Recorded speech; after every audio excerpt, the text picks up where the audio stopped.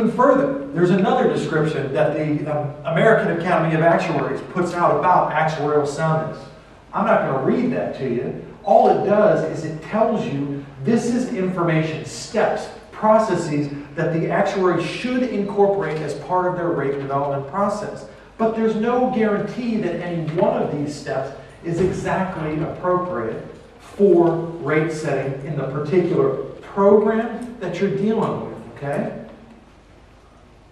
So here's what I use as a working definition for actuarial soundness. So you remember when you were in school and you were sitting there taking notes and you couldn't quite figure out when to write something down because you never quite knew what was important and what's not? This is important. This is something that at the end of this process, I'm going to ask you, tell me what are the 4 key words associated with a working definition of actuarial soundness. It's economically and efficiently operated health plan.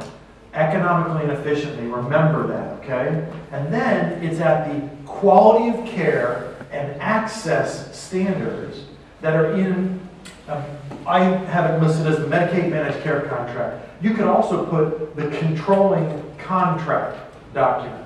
It's whatever set the standards for the program, okay? So it's very important to understand economically and efficiently access to care and quality of care standards. The reason this is so important is if you think about how rate setting is typically done, it's usually done from the top down. What they do is they just take total expenditures, they put that in the numerator, and then they draw a little line, and then you have the denominator, right? So you didn't realize this was going to be a math course as well.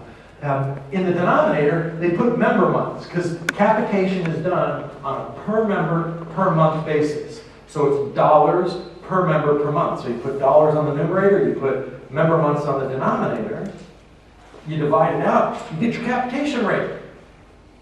Well, wait a minute. What does that have to do with the program that I'm running? That capitation rate was set using dollars, typically from a fee-for-service program.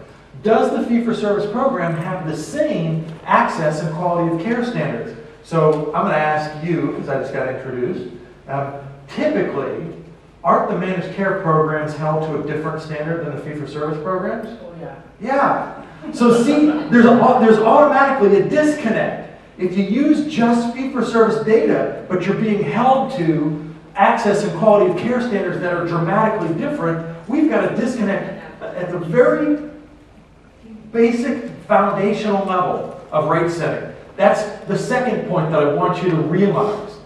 Economically and efficiently operated, quality and access to care standards is the first. And then the second is, how are we developing the expenditure information to use this? Typically we're using fee-for-service data. And fee-for-service data is not a good indicator of risk in the managed care program unless we do the appropriate adjustments for it. My quote, I know it when I see it, Justice Potter, that's actually, you could apply that to actuarially sound capitation rates. Like I said, 6 actuaries in a room, not one of them would agree on what actuarially sound, but they can tell you, well, I know actuarially sound cap rates and the methodology when I see it.